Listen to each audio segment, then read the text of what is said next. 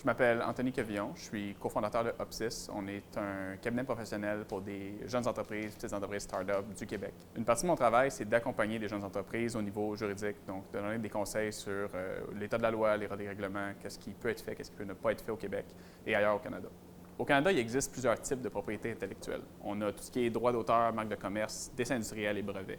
Pour les créatifs, le plus intéressant, c'est les droits d'auteur. C'est ce qui vous permet de protéger toutes vos créations, toutes vos œuvres, tout ce qui est original.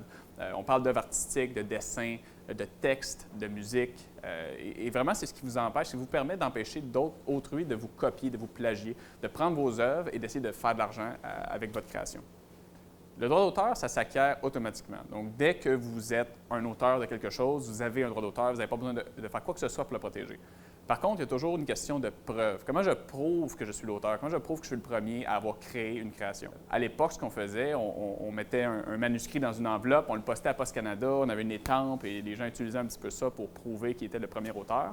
Le Canada offre aussi la possibilité d'enregistrer au registre canadien pour des frais d'environ 100 $ votre droit d'auteur. Donc, c'est un peu les options qui existent jusqu'à maintenant sur le marché. L'enjeu principal en ce moment de cette méthode-là, c'est que dans le monde digital, ça se transpose très mal. C'est-à-dire que souvent dans le monde digital, on a des centaines ou des milliers de créations qui ont toutes une très petite valeur. Donc, c'est pas super intéressant d'aller enregistrer à 100 $ la création, un millier de créations au gouvernement. Et c'est pas très pratique non plus de se poster des images à la centaine. Pour les coûts, je pense que ça ne vaut pas la peine de consulter nécessairement un avocat pour un seul droit d'auteur. Ce que je vais suggérer en général, c'est tout simplement de le faire soi-même en ligne. Certaines plus grosses entreprises qui veulent enregistrer beaucoup de droits d'auteur vont faire affaire avec des cabinets d'avocats, mais les coûts vont augmenter rapidement. Alors peut-être même à quelques centaines, voire quelques milliers de dollars pour enregistrer des droits d'auteur. C'est pas une solution qui est réaliste pour des créateurs qui créent des œuvres qui valent peut-être 10 $, 30 $, 40 $, de protéger ça en enregistrant un droit d'auteur de 100 $. Ce qui est intéressant avec la plateforme Artis.io, c'est principalement la possibilité de faire une vigie de ta propriété intellectuelle. Et ça, c'est une des plus grosses difficultés que les créateurs ont, c'est comment je m'informe de qui me copie dans le marché, de qui essaie de plagier mon travail.